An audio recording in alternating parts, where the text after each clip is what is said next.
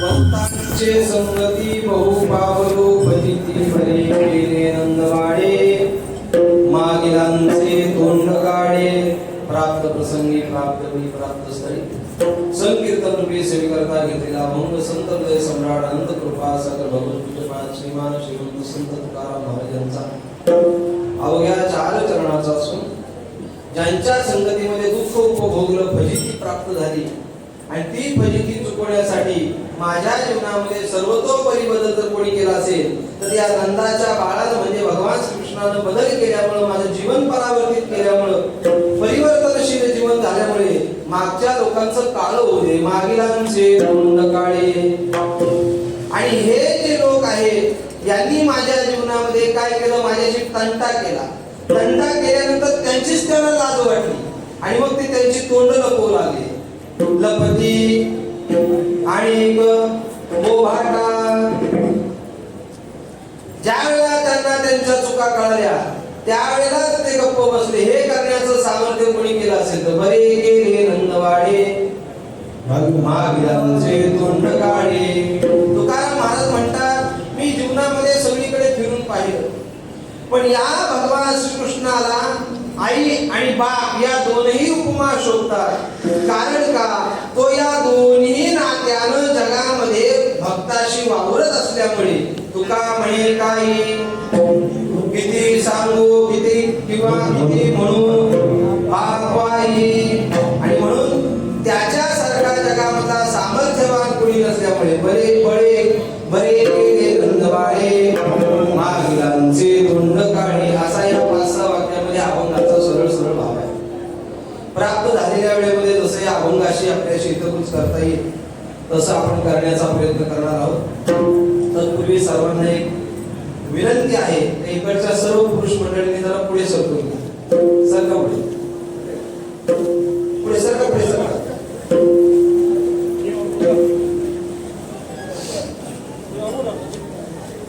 इकडच्या महिला मंडळींनी सुद्धा पुढे सरकून घ्या. परत परत कीर्तनामध्ये सरकवा सरकी झाली का कीर्तन भिक्षक.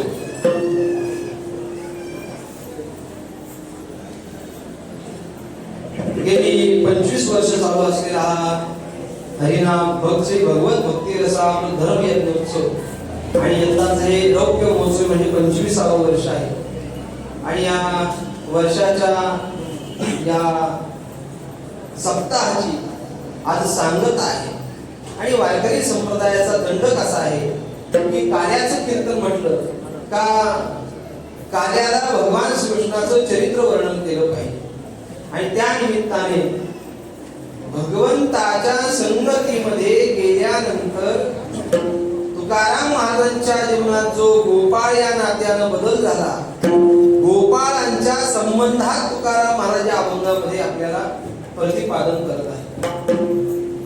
तसा जर विचार केला तर काल श्री गुरु महाराजांची द्वितीय पुण्यतिथी आणि त्या पुण्यतिथीचं औचित्य साधून हा नाम महोत्सव आपण गेल्या वर्षापासून सुरू केला. जागा जरी बदलली असली तरी सुद्धा हा नाम महोत्सव होणं अत्यंत गरजेचं आहे. कारण 2023 सालच्या कीर्तनामध्ये श्री गुरु महाराजांनी काही सूचना सांगितल्या होत्या. म्हणजे ते आश्रमातलं त्यांचं शेवटचं कीर्तन होतं आणि त्या कीर्तनात त्यांनी सांगितलं होतं आता माझा सूर्य हा अस्ताला निघालेला आहे. हा उत्सव तुम्ही माझ्या दादाला साथ करून परिपूर्ण करावा असं सगळ्यांना त्यांनी आज्ञा दिली होती. आणि बरेचसे बाबांचे शिष्य माझे सगळे गुरुबंधू जेवढे आहेत तेवढ्यांनी या कार्यक्रमासाठी मला फार मोठी साथ दिलेली आहे. आपण सर्व भाविक वृंद माता भगिनी या सर्वांनी या कार्यक्रमासाठी फार हिरीरीनं भाग घेतला आणि हा कार्यक्रम फार मोठ्या उत्साहामध्ये आपला पार पडलेला आहे. त्यांनी आपल्या जीवनामध्ये परिपूर्ण परमार्थ केला. आणि परिपूर्ण परमार्थ म्हणजे काही मिळेल या अपेक्षेने परमार्थ केला नाही. आज इथे सगळी बडी बडी मंडळी आहेत. आमचे गिरवलीचे पांडुरंग बाबा आहेत, इथे आमचे मोठे बाबा आहेत, बाहेर आमचे वसंत बाबा बसलेले आहेत, माळी महाराज आहेत.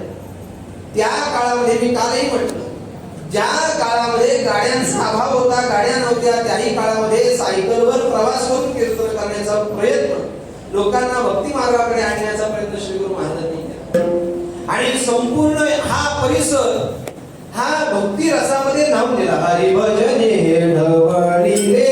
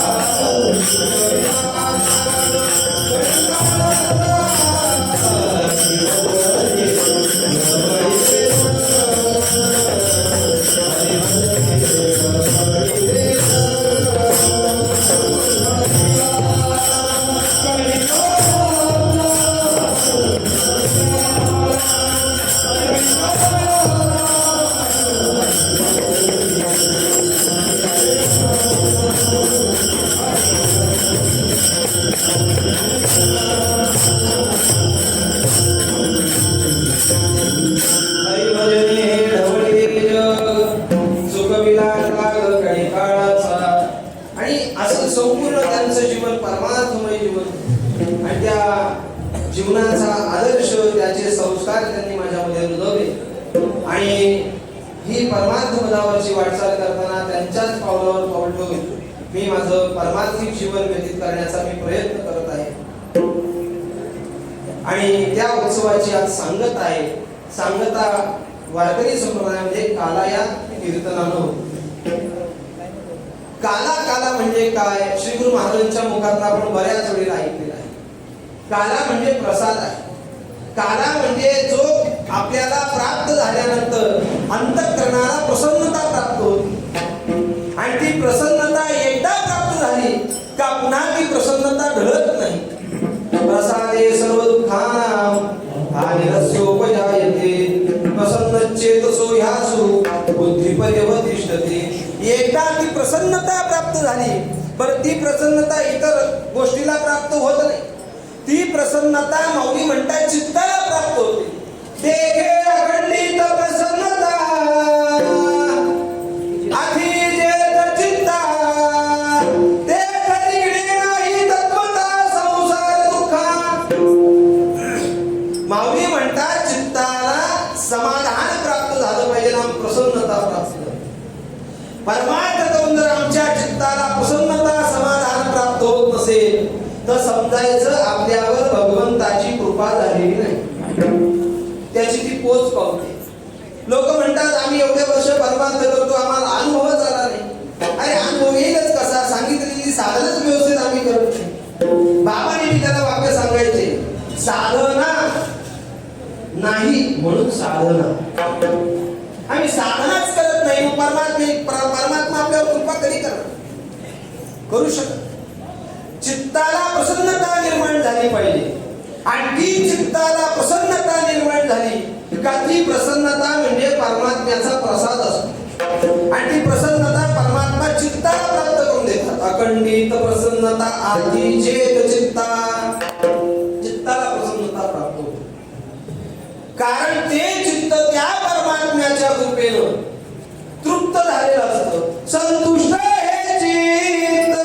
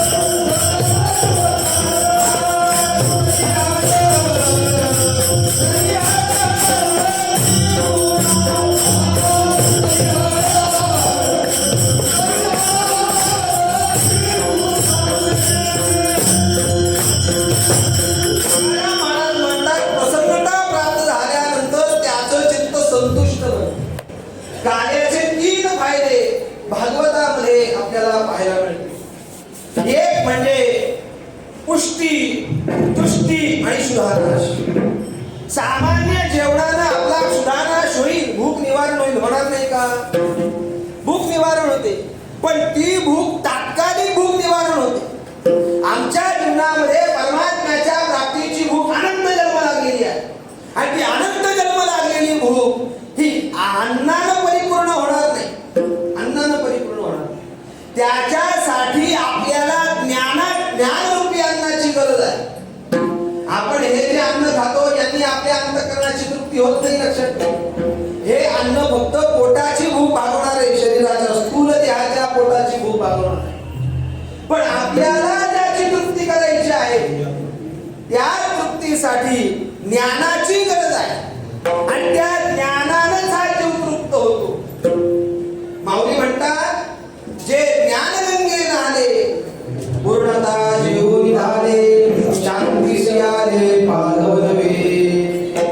आणि हे ज्ञान प्राप्त करण्यासाठी, काला प्राप्त करण्यासाठी त्याला चोरच व्हावं लागतं. चांगल्या माणसाला काला मिळवता येईल, बोला ना, चांगल्या माणसाला काला मिळवता येईल, त्याला चोरावंच लागतं. माऊली म्हणतात, इंद्रियासी चोरोनी जेवी तयासीच आत्मप्रभावी चलवी, तेची ठाण करुणी दिवी. इंद्रिया ते चोरोनी जेवी तयासीच भावे. इंद्रियांना जो चोरतो आणि इंद्रियांपासून दूर होऊन परमात्म्याच्या भक्ती सुखाच्या आनंदामध्ये जो रत होतो त्याच्या अंतःकरणाला संतुष्टता प्राप्त होते. महाराज म्हणतात, तेने सदाची दास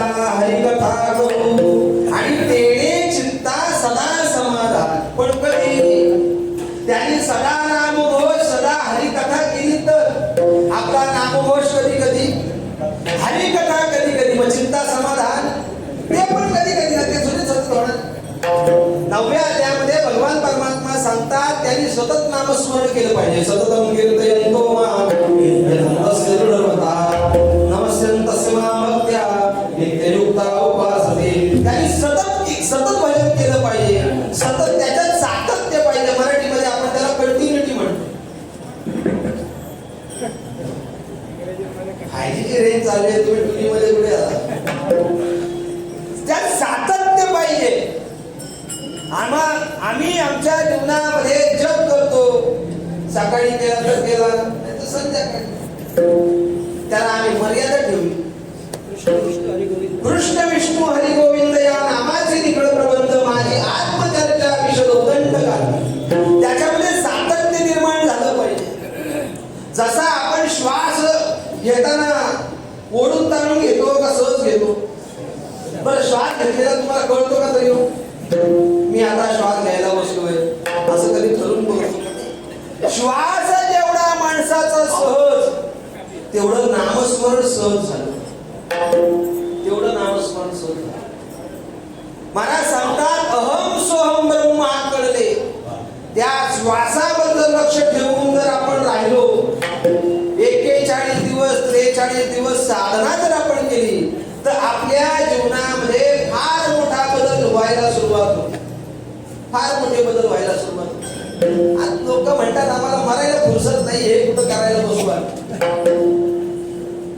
पण ही साधना केली पाहिजे. परमार्थामध्ये आल्यानंतर चित्ताला समाधान प्राप्त करण्यासाठी महाराज म्हणतात सदा नाम घोष करू, परमात्म्याचं नामचिंतन केलं पाहिजे. सदा हरिकथा करू, भगवंताची कथा सतत केली पाहिजे. पण लोकांना सध्या कीर्तनामध्ये भगवंताची कथा आवडत नाही. त्यांना गोष्टी आवडतात, विनोद आवडतात. विनोदाची कथा गोड वाटे, विनोदाची कथा गोड वाटे.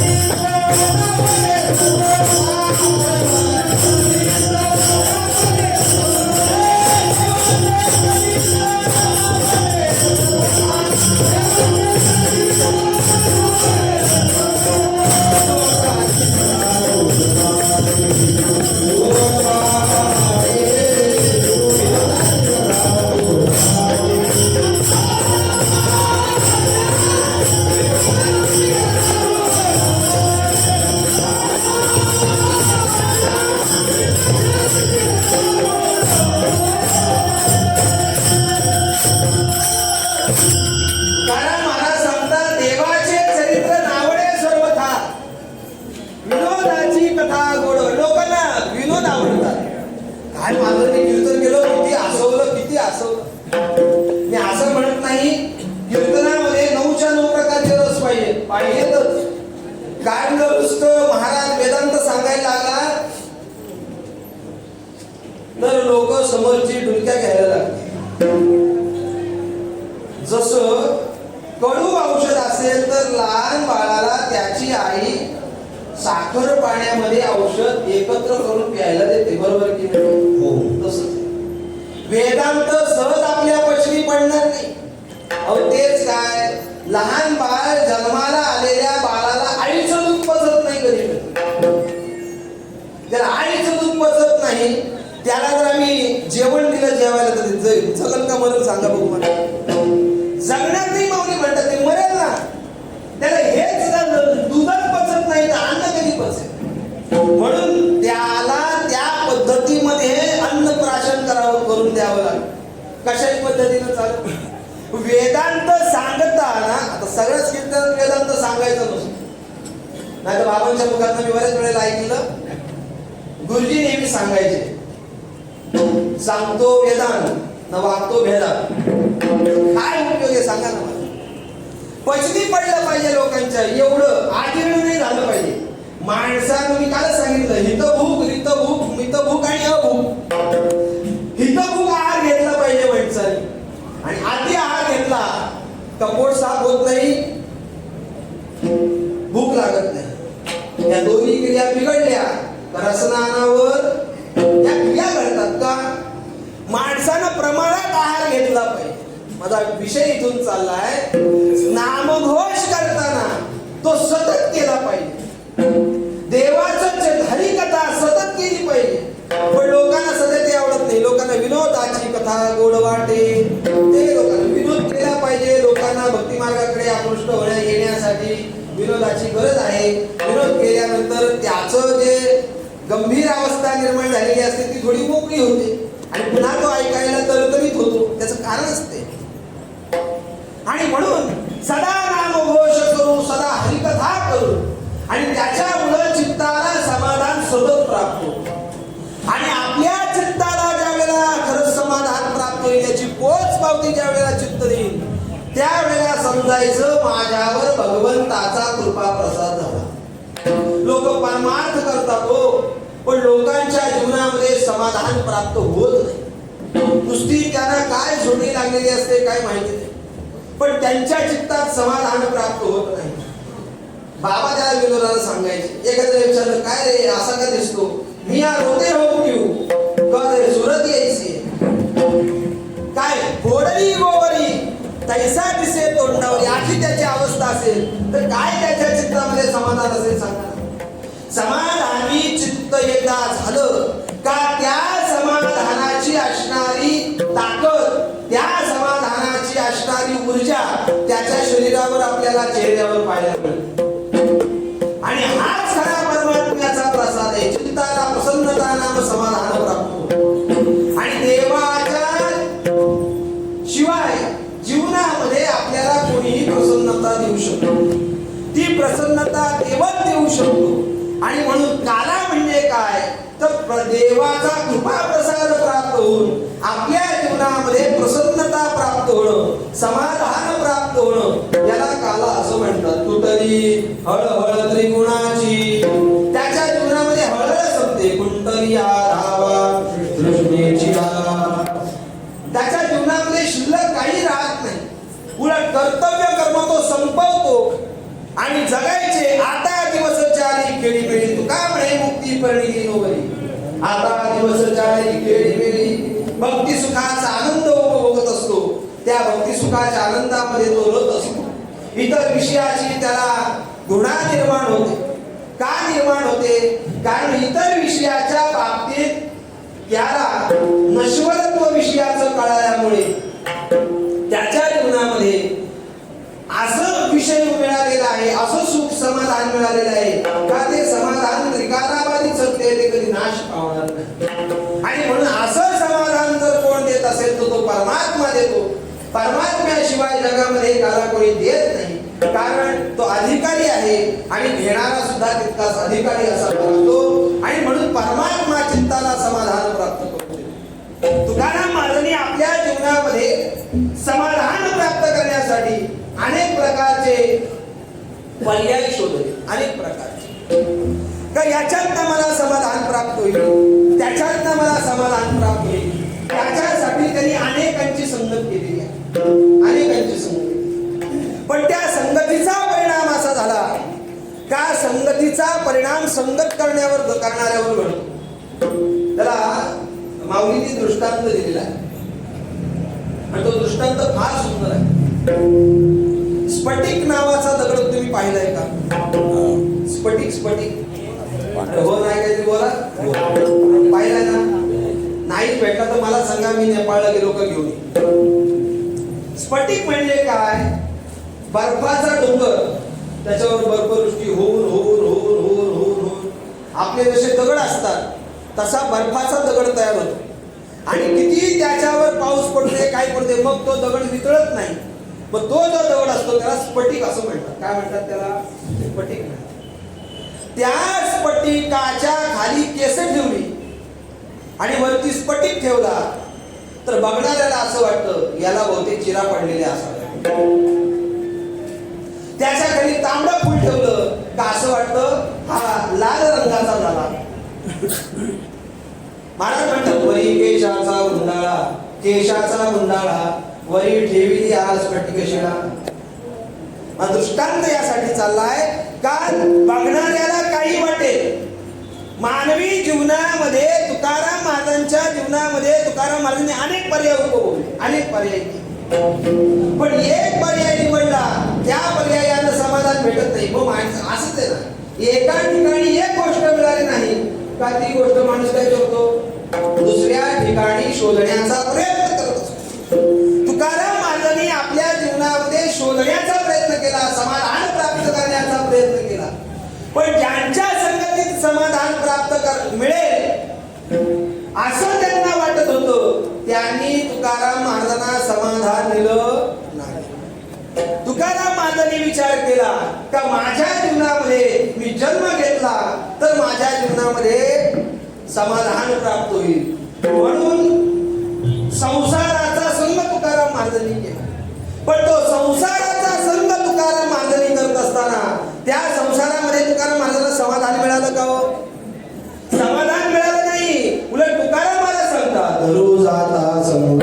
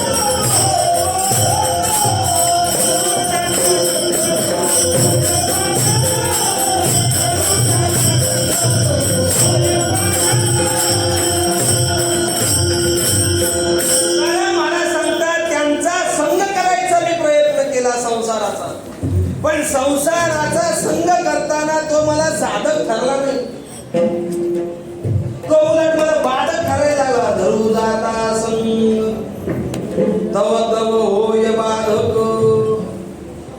करण्याचा प्रयत्न केला पण मला त्याच्यामध्ये काय निर्माण झालं तो दुःख उपभोगायला आलं. आणि संसाराचा संग केल्यानंतर फजिती आणि दुःखाशिवाय दुसरं काहीच मिळत नाही, काहीच मिळत नाही. तुकाराम महाराज म्हणतात किती वेळा जन्माया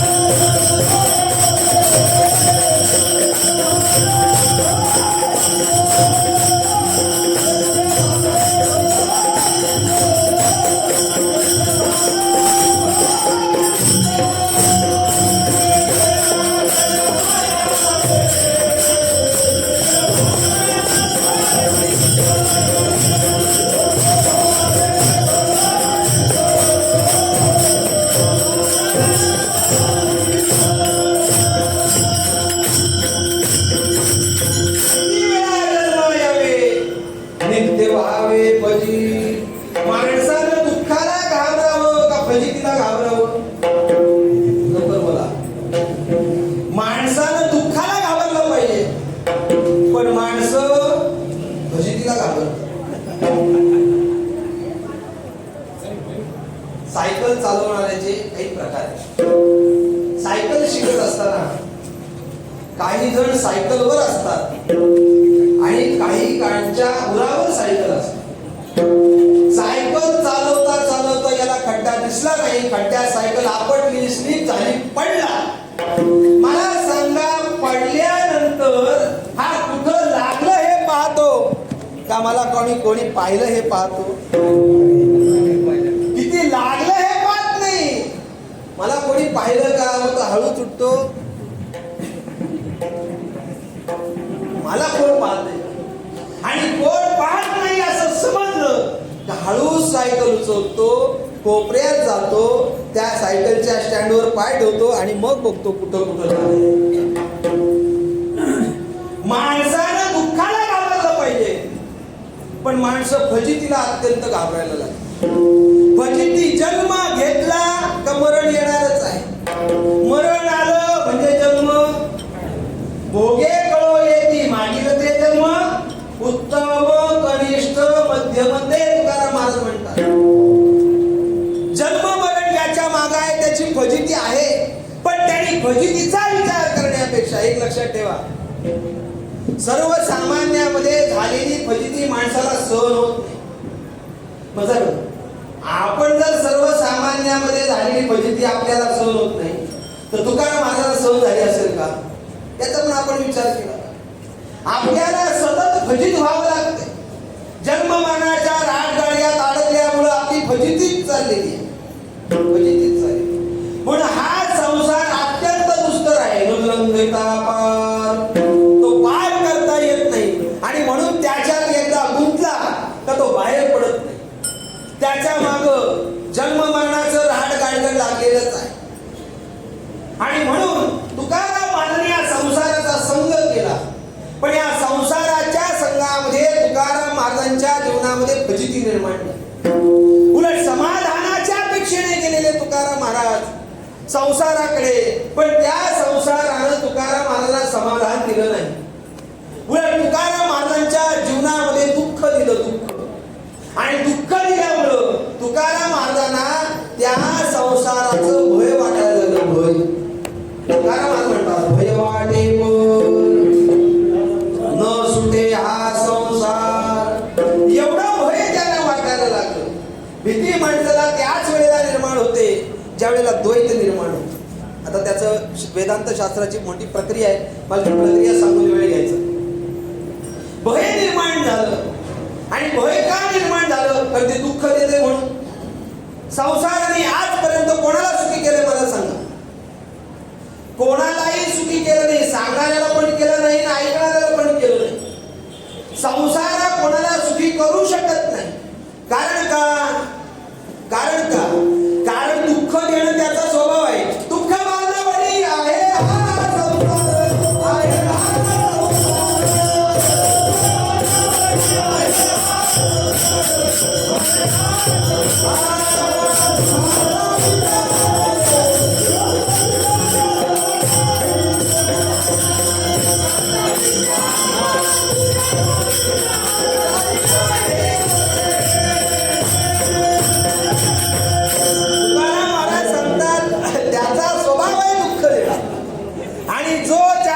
स्वभाव असतो तो त्याला सोडून राहत नाही. आणि म्हणून मराठीमध्ये आपल्या एक म्हण आहे, माणूस किती जरी उच्च कोटीच्या अवस्थेला प्राप्त झाला तरी त्याचा स्वभाव बदलत, स्वभावाला औषध नसतं अजिबात. संसाराचा स्वभाव आहे दुःख देणं, आणि तुकाराम महाराज त्या संसाराकडे गेलेले आहेत. कशासाठी? समाधानाच्या अपेक्षेनं गेलेले आहे. मग त्या संसारानं तुकाराम महाराजांना समाधान दिलं नाही, उलट त्या संसारानं तुकाराम महाराजांच्या जीवनामध्ये भीती निर्माण केली. संसाराचा राग निरंतरामासी मरण भले परी राय कळायसी. तुकाराम महाराज म्हणतात, अरे देवा, या संसारामध्ये तुम्हाला घातलंस का? तर या संसारामध्ये माझ्या पूर्व प्रारब्धाने मी आलो असेल, आलो नसेल मला माहिती नाही, पण आलो. जन्माला आलो म्हणजे संसारामुळेच आलो, कर्म शिल्लक राहिलं म्हणून आलो.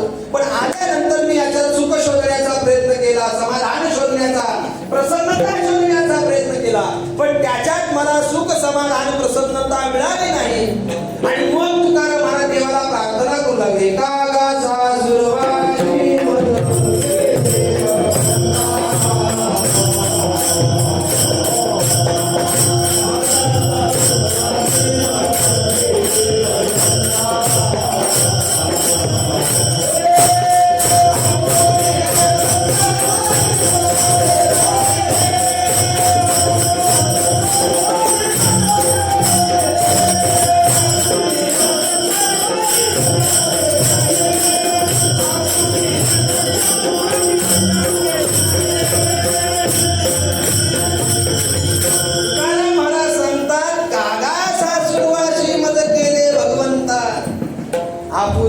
सत्ता स्वाधीनता ते नाही. संसारामध्ये आपली सत्ता चालते का हो? बोला ना. आपली सत्ता चालत नाही, दुसऱ्याच्या सत्तेत आपल्याला राहावं लागतं. दुसऱ्याच्या सत्तेमध्ये राहणं हे स्वातंत्र्य आहे का पारतंत्र्य आहे? पारतंत्र्य आहे. आणि तुकाराम महाराजांना स्वतंत्रता पाहिजे, पण तुकाराम महाराज संसारात आले आणि मग त्याला काय पाहिजे?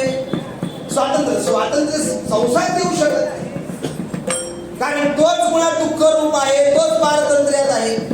आधी प्रपंच एक झाला होता, हे समूल विद्या वार्ता, पुढे होईल मागुता कदा कल्पांती घडेना, आणि तोच पारतंत्र्य आहे. त्याला शास्त्राचा असा सिद्धांत आहे, परमात्म्याच्या अधिष्ठानावर माया असते, म्हणजे मायेला स्वतंत्र अस्तित्व नाही. ती परमात्म्याच्या अधिष्ठानावर जीवन जगते, निर्माण झालेली आहे. मग तिला जर स्वतंत्र सत्ता नसेल तर तिच्यातनं निर्माण झालेल्या संसाराला स्वतंत्र सत्ता असेल का? नाही. आणि ज्याला स्वतंत्र सत्ता नाही त्याच्याकडे आम्हाला समाधान, प्रसन्नता, सुख मिळेल का? मिळू शकत नाही. मिळत लोककर्मी बांधला तैसा कुलतंत्र हा झाला, नित्य येते ते चुकला म्हणून. महाराज म्हणतात हा लोकतंत्रानं बांधलेला आहे, आणि किती म्हणून सोडण्याचा प्रयत्न केला तरी महाराज म्हणतात सुटत नाही, न सुटे हा संसार. मग त्याच्यामध्ये प्रसन्नता शोधली, सुख शोधलं, समाधान शोधलं, पण तुकाराम महाराजांना त्या समाधान. अहो संसारात काय, संसारातल्या अनेक गोष्टी तुकाराम महाराजांनी समाधान, सुख, प्रसन्नता शोधण्याचा प्रयत्न केला. अनेकांची संगत तुकाराम महाराजांनी केली. ज्या गावात तुकाराम महाराजांचा अवतार झाला त्या गावातल्या लोकांची तुकाराम महाराजांनी संगत केली. पण तुकाराम महाराजांना त्यांनी सुद्धा समाधान दिलं. मी माझ्याबद्दलचं सांगत नाही. तुकाराम महाराजांचं प्रमाण असं आहे, तुका म्हणे यांचा संत होय मला.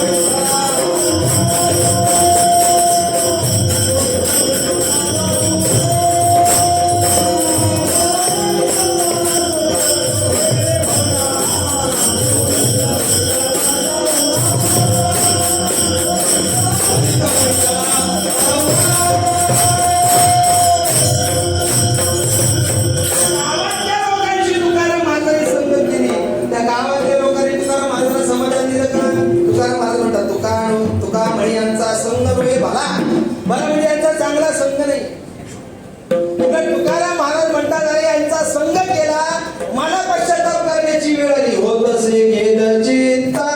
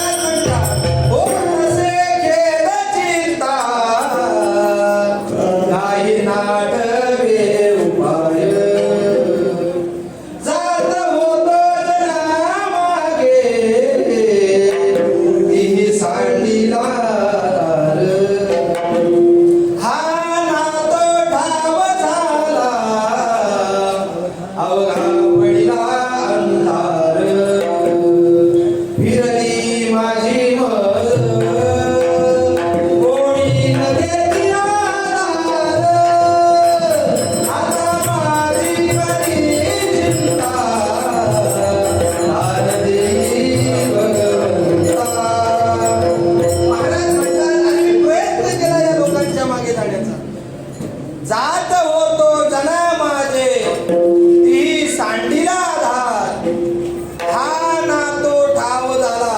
परमार्थ करायला गेलो तरी त्रास देतात, संसार करायला गेलो तरी त्रास देतात. हा ना तो ठाव झाला, अवघा पडला अंधार. आणि माझ्यावर रुसणारी, माझ्या विरोधात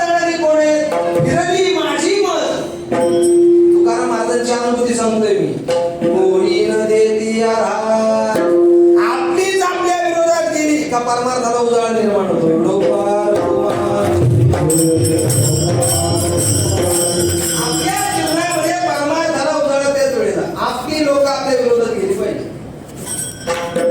उदाहरण सांगतो, वाल्याचा वाल्मिकी व्हायला कारणीभूत कोण हे नारद महर्षी आहेत का? अजिबात नाही. त्याला घरच्याला जाऊन विचार, घरी गेला विचारल्यानंतर बायको म्हणते तुमच्या बापात आणि वाटेगिरी नाही, तुमचं तुम्ही बघा. हे घरचे विरोधात केले तेव्हा भजनाला लागला, आणि भजनाला लागला तेव्हा वाल्याचा वाल्मिकी झाला. कधी शास्त्र पुराणाचं उदाहरण देताना डोकं जागेवर ठेवून दिलं पाहिजे. एका मूर्खाने कीर्तन सांगितलं, घराची विरोधात गेली का तो संपतो. अरे संपतो कसा? त्याचा परमार्थ पुढे निघतो. तुकाराम महाराज म्हणतात, फिरली माझी मत. कोण? माझं कीर्तन माझ्या बापापेक्षा पुढचं आहे. काय करू त्याला? फिरली माझी मत गोडी ते वकील आहेत बघा तुमचे. गोडी रे आधार. महाराज म्हणतात माझीच माझ्यावर फिरली, आणि माझी माझ्यावर फिरल्यामुळे माझ्या जीवनामध्ये त्यांचा आधार सोडून दिला. कारण ते मला आधारच देणार नाही, आणि आधार ते न दिल्यामुळे मला कोणाचा तरी आधार घेतला पाहिजे. मग जीवनामध्ये इतरांचा आधार घेऊन दुःख प्राप्त करण्यापेक्षा मी विचार केला परमात्म्याच्या संगतीत जावं, त्याचा आधार घ्यावा, आणि म्हणून यांच्या संगतीत गेल्यानंतर मला फजिती प्राप्त झाली. पण माझ्या जीवनामध्ये असं घडलं, त्या परमात्म्याच्या संगतीत गेलो आणि माझ्या जीवनातली फजिती दुःख संपलं. आणि म्हणून इतरांच्या संगतीत गेल्यानंतर मला फजिती का प्राप्त झाली त्याचा मी विचार करू लागलो, आणि विचारांती मला समजलं त्यांची संगती ही संगती नसून ते फक्त स्वार्थापोटी माझ्या जवळ येणारे होते, आणि स्वार्थापोटी ते माझ्या जवळ आल्यामुळे माझ्या जीवनामध्ये फजिती झाली. अवघाच्या पाहिजे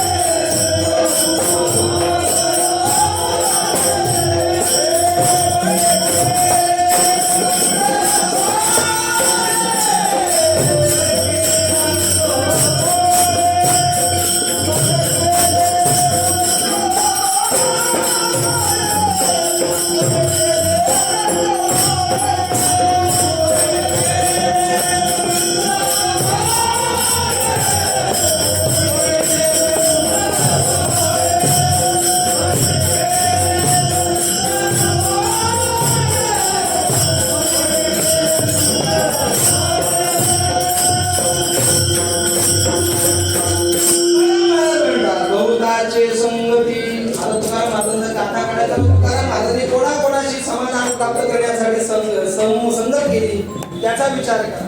अनेक प्रकारचा तुकाराम महाराजांनी संगत करण्याचा प्रयत्न केला, पण तुकाराम महाराजांच्या जीवनामध्ये समाधान प्राप्त झालं नाही.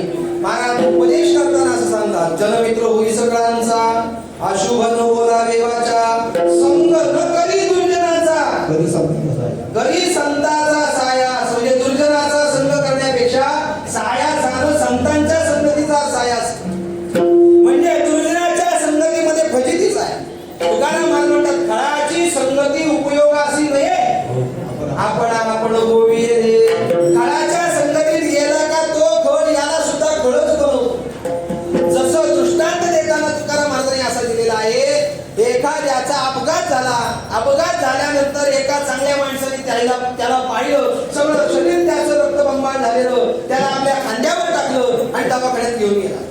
दवाखान्यात नेता त्याला दवाखान्याच्या दरवाज्यात गेल्यानंतर त्याने खाली उतरवला, त्याच्या खांद्यावर याने हात टाकलाय, त्याचा हात त्याच्या खांद्यावर गेलाय आणि तो ओरडत निघाला, ओ स्ट्रेचर आणा, स्ट्रेचर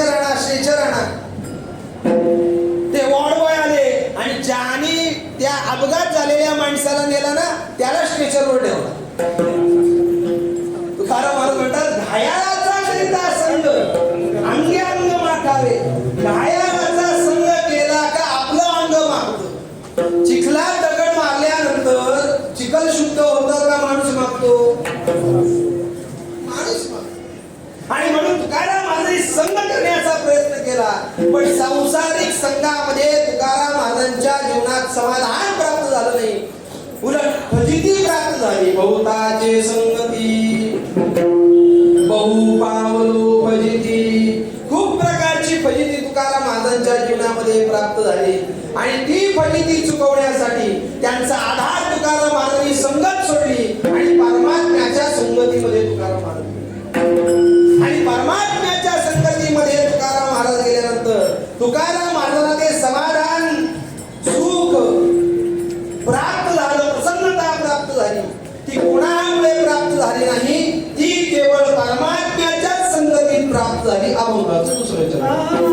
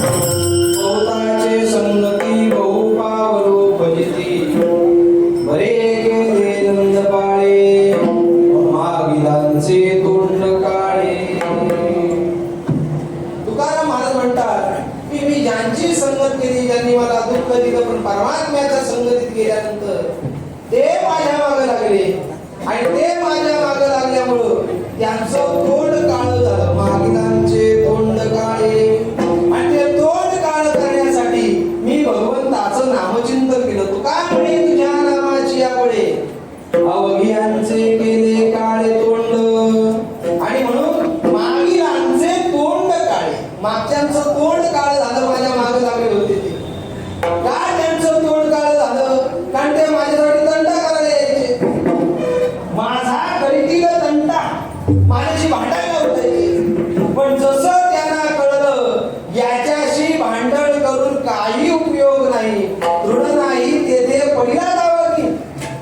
येतो विजोनी अपसया.